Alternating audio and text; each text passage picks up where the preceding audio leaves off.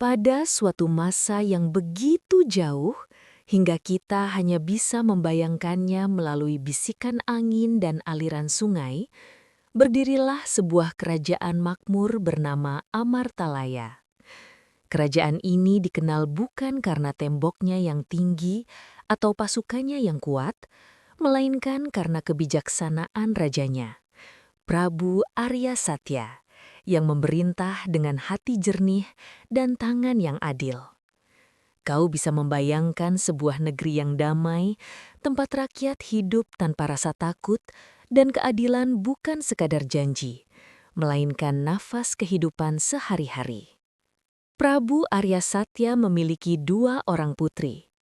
Putri sulung bernama Ratna Wening, seorang perempuan yang dianugerahi kecantikan dan kecerdasan, namun menyimpan kegelisahan yang tak pernah benar-benar padam. Adiknya, Sekar Puspa, tumbuh menjadi pribadi yang lembut, tulus, dan penuh kasih. Banyak orang berkata bahwa Sekar Puspa membawa ketenangan kemanapun ia melangkah, seolah dunia di sekitarnya ikut bernafas lebih pelan ketika ia hadir. Ketika Sekar Puspa dipinang oleh Pangeran Arjaya dari Kerajaan Wiraloka, kebahagiaan menyelimuti istana. Pertunangan itu dianggap sebagai ikatan suci antara dua kerajaan yang sama-sama menjunjung nilai kebajikan. Namun, di balik senyum dan perayaan, hati Ratna Wening mulai digerogoti rasa yang tak mampu ia akui pada siapapun. Iri hati. Kau mungkin pernah merasakannya. Perasaan ketika melihat orang terdekatmu mendapatkan sesuatu yang kau dambakan, sementara dirimu merasa tertinggal. Awalnya, iri itu hanya berupa bisikan kecil di dalam hati Ratna Wening. Namun, setiap hari bisikan itu tumbuh menjadi suara keras yang menuntut jawaban. Ia mulai bertanya pada dirinya sendiri, mengapa kebahagiaan seolah selalu berpihak pada adiknya. Rasa iri yang tidak disadari dan tidak diolah dengan kebijaksanaan, perlahan berubah menjadi kebencian. Ratna Wening merasa bahwa keberadaan Sekar Puspa adalah penghalang bagi kebahagiaannya sendiri.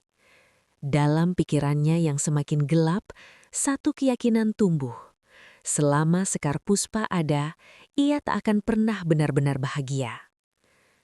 Pada suatu malam ketika istana terlelap dan hanya cahaya bulan yang menjadi saksi, Ratna Wening menyelinap keluar menuju hutan terlarang.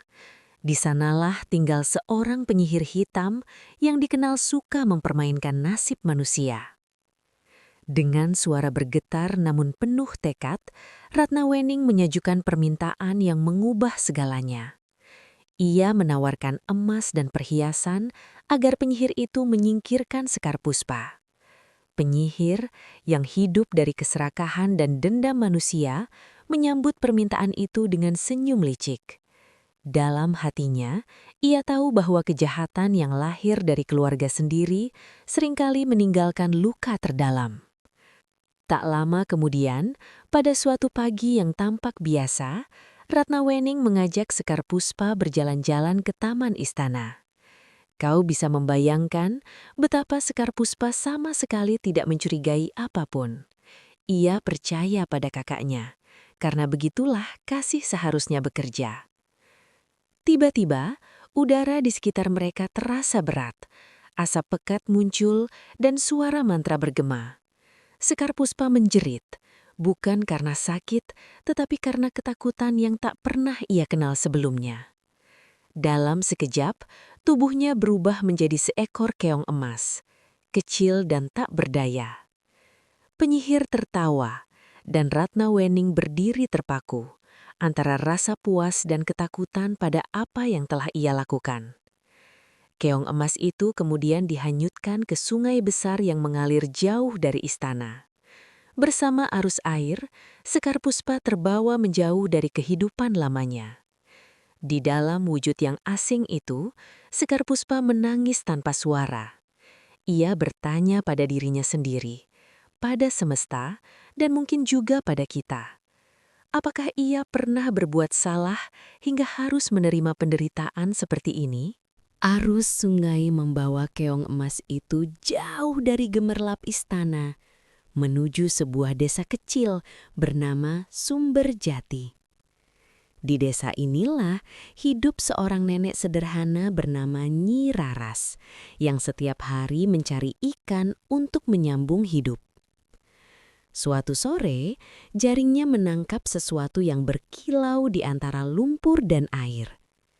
Ketika ia mengangkatnya, Nyi Raras tertegun. Keong itu bukan keong biasa, cangkangnya berkilau seperti emas. Dengan perasaan iba dan penuh rasa ingin tahu, ia membawa keong tersebut ke rumahnya dan merawatnya dengan sepenuh hati. Tanpa ia ketahui, pertemuan itu adalah awal dari keajaiban besar. Setiap pagi, ketika Nyi Raras pergi mencari ikan, Sekar Puspa kembali ke wujud manusianya. Dengan hati penuh rasa syukur, ia membersihkan rumah, memasak makanan, dan memastikan bahwa sang nenek tidak kekurangan apapun. Menjelang sore, sebelum matahari tenggelam, ia kembali menjadi keong emas. Kau mungkin berpikir, mengapa Sekar Puspa tidak melarikan diri? Jawabannya sederhana, namun dalam. Ia memilih bertahan, berharap, dan percaya bahwa penderitaan ini bukan akhir dari segalanya. Suatu hari, Nyi Raras menyadari keanehan di rumahnya. Ia akhirnya melihat sendiri perubahan Sekar Puspa dan mendengar kisah pilu tentang kutukan, iri hati, dan cinta yang terpisah. Alih-alih takut, Nyi Raras memeluk Sekar Puspa dan berjanji akan menemaninya hingga kutukan itu berakhir. Sementara itu, Pangeran Arjaya tidak tinggal diam. Ia meninggalkan istana, menyamar sebagai rakyat biasa, dan berkelana dari desa ke desa. Dalam perjalanannya, ia bertemu seorang kakek tua kelaparan dan tanpa ragu membagi makanannya. Kebaikan kecil itu menjadi titik balik besar karena sang kakek ternyata seorang penyihir putih. Dari kakek itulah Pangeran Arjaya mengetahui bahwa ia telah disesatkan oleh penyihir hitam dan bahwa Sekar Puspa berada di desa Sumberjati. Dengan harapan yang kembali menyala, ia melanjutkan perjalanan. Ketika akhirnya Pangeran Arjaya dan Sekar Puspa bertemu, kutukan itu runtuh. Cinta yang tulus dan kesabaran panjang mematahkan sihir paling gelap sekalipun. Mereka kembali ke Amartalaya membawa kebenaran. Ratna Wening yang diliputi rasa takut dan penyesalan melarikan diri dan tak pernah kembali.